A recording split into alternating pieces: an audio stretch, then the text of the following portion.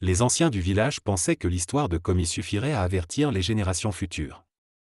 Mais les jeunes ne croient jamais vraiment aux légendes. Ils rient, ils se moquent, ils pensent être plus malins que ceux d'avant eux. Et vous, dites-moi sincèrement, si toute votre vie, on vous racontait qu'un lac est hanté, auriez-vous le courage d'aller vérifier par vous-même? Répondez-moi en commentaire et surtout abonnez-vous maintenant pour ne rater aucune autre histoire aussi glaçante. Les 3 amis. Dans ce village, 3 garçons, Kosi, Yao et Dosa, avaient grandi en entendant encore et encore l'histoire de Komi. Mais plus on leur racontait, plus ils doutaient.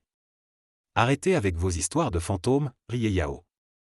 Komi s'est sûrement fait manger par un crocodile, c'est tout. Kosi, lui, n'était pas aussi sûr.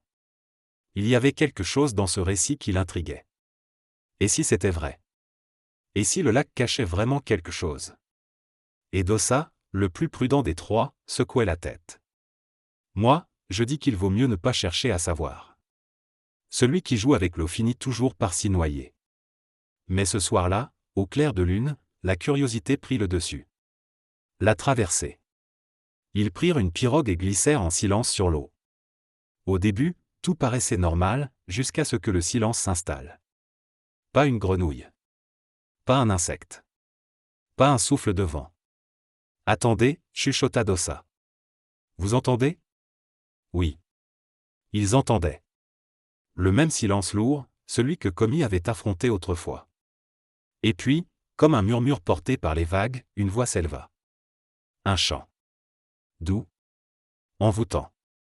Terriblement beau.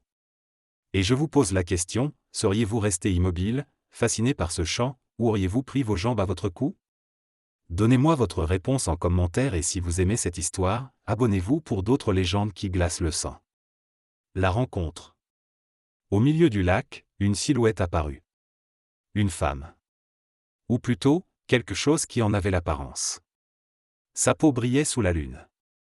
Ses cheveux ondulaient comme des vagues. Ses yeux, ses yeux. Ils brillaient d'une lueur inquiétante. Enfants du village, dit-elle, sa voix résonnant dans leur corps. Pourquoi troubler mon repos? Kosi, tremblant, osa demander. Est-il vrai que tu as emporté Komi? La sirène sourit. Un sourire beau mais froid.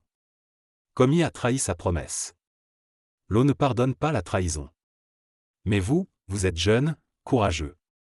Je peux vous offrir des richesses, de la force, l'amour, tout ce que vous désirez. Yao, hypnotisé, fit un pas en avant dans la pirogue. Peut-être qu'elle dit vrai. Mais Dosa le saisit violemment par le bras. Ne l'écoute pas. Tu ne vois pas qu'elle veut nous piéger? Le test. Autour de la pirogue, l'eau commença à bouillir. Des ombres passaient sous la surface. La sirène se rapprocha, ses yeux scintillant comme de lune. Alors, qui parmi vous accepte mon cadeau? Un silence glacial tomba. Le cœur de Kosi battait à s'en briser. Une partie de lui voulait accepter, mais en plongeant son regard dans le sien, il vit derrière sa beauté, quelque chose d'innommable. Il cria presque.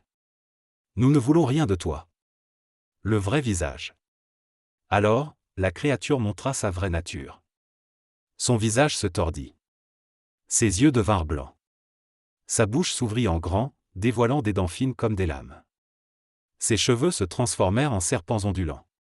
Et soudain, des mains surgissaient de l'eau. Des mains de noyés, griffant la pirogue, essayant d'agripper leurs chevilles. Des visages pâles, aux orbites vides, apparaissaient à la surface. Les 3 hurlèrent. Ramez! Ramez vite, cria Kosi. La fuite. La pirogue tanguait, des vagues monstrueuses les secouaient. Ils ramaient, mais l'eau semblait vouloir les avaler. Chaque coup de rame paraissait inutile. Et derrière eux, la créature riait. Un rire si glaçant que même le lac vibrait.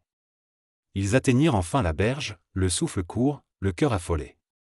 En se retournant, ils aperçurent une dernière fois la sirène, debout au milieu du lac. Ses yeux brillaient encore, fixés sur eux. Puis elle disparut dans un bruit sourd, englouti par les profondeurs. Après cette nuit, Yao ne reparla presque plus. Certains disent qu'il entend encore le chant dans ses rêves. Dosa abandonna la pêche pour toujours. Kossi, lui, devint le seul à raconter leur histoire, mais à chaque fois, son regard se perdait, comme s'il revivait cette nuit maudite. Et le lac Toho, encore aujourd'hui, garde son mystère. Certains affirment qu'à la pleine lune, si vous tendez bien l'oreille, vous entendrez ce chant qui appelle, et qui n'attend que vous. Alors, que croyez-vous? Était-ce une simple légende pour effrayer les enfants, ou bien une vérité terrifiante que nous refusons d'admettre? Laissez-moi vos réponses en commentaire, et surtout, n'oubliez pas de vous abonner pour découvrir d'autres récits qui vous glaceront le sang.